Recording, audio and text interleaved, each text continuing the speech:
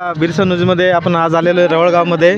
तर आपण या गावातील समस्या आहेत, काही दारू समस्या असतील, रस्त्याची समस्या असतील, किंवा आपण या गावाचा जो विकास आहे तो किती रोखला गेला आहे याविषयी सूरज भाऊशी आपण चर्चा करूया. काय सांगू शकता तुम्ही याबद्दल? सर, आमच्या गावाविषयी सांगू शकतो इच्छित का दारूबंदी हे आवश्यक आहे, नाही का. दारूबंदी करणे म्हणजे काळाची गरज आहे. सध्या तरुण पिढीला लागलेली कीड म्हणजे एक व्यसनमुक्त गाव जर करायचं असेल तर दारूबंदी सार्वजनिक किंवा म्हणजे असं सर्वांच्या वतीने केली पाहिजे. सर्वांनी एकत्र येऊन दारूबंदीचा विषय मांडला पाहिजे.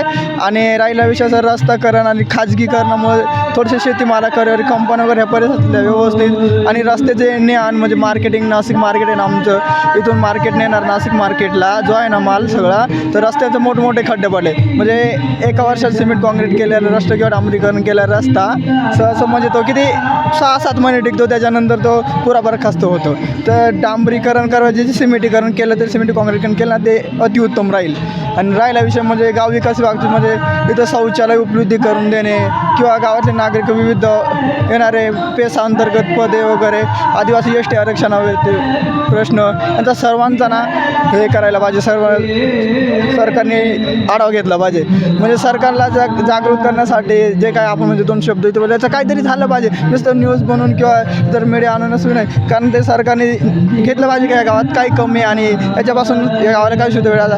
आता खेड्यापाड्यावर म्हणजे बाकीचे भरपूर सुविधा झाल्या आहेत. आता या गावात म्हणजे समजा पाण्याची व्यवस्था तुम्ही एवढी टंचाई सर, आमच्या गावात म्हणजे 2 ते 3 धरणं आहे तरी आम्हाला पाणी पाटाला पाणी सोडतं. 15 ते 20 दिवस आमच्या पाटाचं पाणी जातं.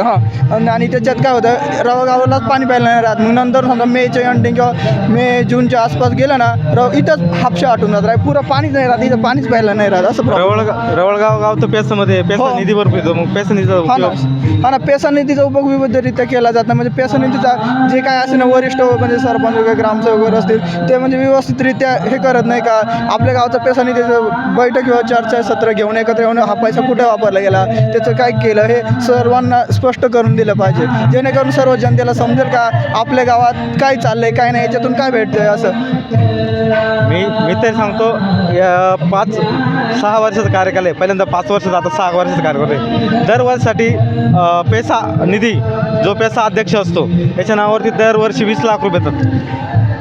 म्हणजे जवळजवळ 1 कोटी 20 लाख रुपये येतात. त्याचा काही करते नाही का सर? एवढा निधी येतो म्हणजे कामं असं काय करायचं, टेम्पररी कॉन्ट्रॅक्टवारी दाखवतं सर का एवढं इथं लावलं आहे, पण सहसा तेवढं नाही का. आता आमच्या गावात काय म्हणजे सहज सांगू का, मुरुम टाकणे, विहीर काम म्हणजे नवीन विहीर कामाचं दुसरं काम होतं. अजून पाण्याचे पाईपलाईन वगैरे नळ फिटिंग हे जे कामं होती ना ते म्हणजे फक्त दाखवलं की कॉन्ट्रॅक्ट झाले, पण अजून ते काही जलविभाग दिलं जातं आणि ते कॉन्ट्रॅक्ट 2 ते 3 वर्षानंतर भरपूर वर्षानंतर ते कधी मंजूर होतं. बाकीचं म्हणजे काम असं पेंडिंगच सोडतं, अर्धवट काम करता बाकीचं सोडून देतं. मग त्याच्याने मग जे काय होतं माहिती आहे का सर, आपल्या गावातले जे प्रश्न आहेत ना तेच प्रश्न परत मांडावं लागतात. धन्यवाद.